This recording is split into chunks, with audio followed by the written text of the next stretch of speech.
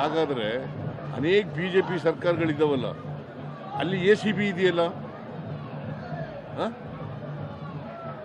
ಈ double standard ಯಾಕಪ್ಪ? ಅನೇಕ ರಾಜ್ಯಗಳಲ್ಲಿ BJP ಪಕ್ಷ ಅಧಿಕಾರದಲ್ಲಿರ್ತಕ್ಕಂಥ ರಾಜ್ಯಗಳಲ್ಲಿ ACB ಇದೆ. ನಾನು ಎದುರಿದ್ದೀನ ಈಗ. ಕೇಳ್ರಿ, ಇಲ್ಲಿ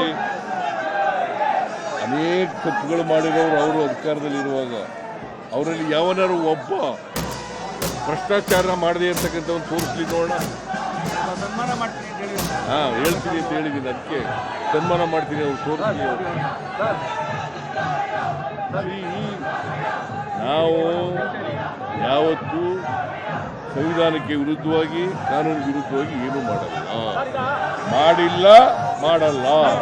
ರಾಜ್ಯದ ಬಡವರಿಗೆ ಒಂದು ಆತಂಕ ಆಗಿದೆ. ಎಲ್ಲಿ ಗ್ಯಾರಂಟಿ ಈ ತರ ಡೆವಲಪ್ಮೆಂಟ್ ಅಲ್ಲ ನೋಡಪ್ಪ, ನಾವು ಯಾವ ಕಾರಣಕ್ಕೂ ಕೂಡ ಬಡವರಿಗೆ ಕೊಡ್ತಕ್ಕಂಥ ಕಾರ್ಯಕ್ರಮಗಳನ್ನು ನಿಲ್ಲಿಸಲ್ಲ.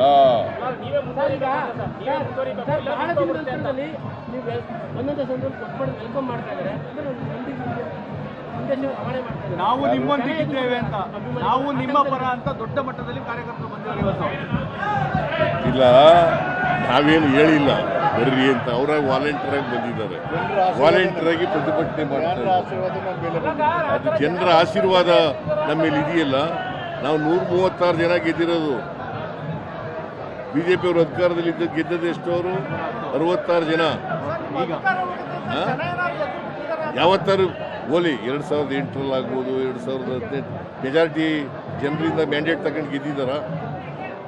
ಎಲ್ಲ ಹಿಂಬಾಗಲಿನಿಂದ ಬಂದಿರೋರು ಜನ ಅವ್ರನ್ನ ತಿರಸ್ಕಾರ ಮಾಡಿದ್ದಾರೆ. ಈಗ ನಮಗೆ 136 ಜನ ಕೊಟ್ಟು ನಾವು 2013ರಲ್ಲಿ ಜನ ಆಶೀರ್ವಾದದಿಂದ ಗೆದ್ದಿದ್ದೀವಿ. 2018ರಲ್ಲಿ ಜನರ ಆಶೀರ್ವಾದದಿಂದ ಗೆದ್ದಿದ್ದೀವಿ. ಅವ್ರು ಯಾವಾಗ ಗೆದ್ದಿದ್ದಾರೆ?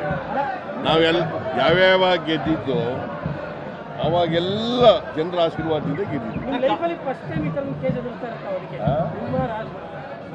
ನಾವು ತಪ್ಪೇ ಮಾಡಿಲ್ವಲ್ರಿ. ರಾಜಕೀಯ ಕೇಸ್ಗಳು ಇವತ್ತು ಮೊದಲನೇ ಸಾರಿ ರಾಜಕೀಯ ಕೇಸ್ಗಳು. ಪ್ಲೀಸ್ ಅಂಡರ್ಲೈನ್, ರಾಜಕೀಯ ಕೇಸ್ ಹಾಕಿರೋದು ಇದೇ ಮೊದಲನೇ ಸಾರಿ. ಕಾಂಗ್ರೆಸ್ನಲ್ಲಿ ಸಾಕಷ್ಟು ನಾಯಕರಿದ್ರು, ಯಾಕೆ ಸಿದ್ದರಾಮಯ್ಯ ಟಾರ್ಗೆಟ್ ಅಂತ? ಕಾಂಗ್ರೆಸ್ನಲ್ಲಿ ಯಾಕಂದ್ರೆ ನನ್ ಕಂಡ್ರೆ ಭಯ ಅವ್ರಿಗೆ.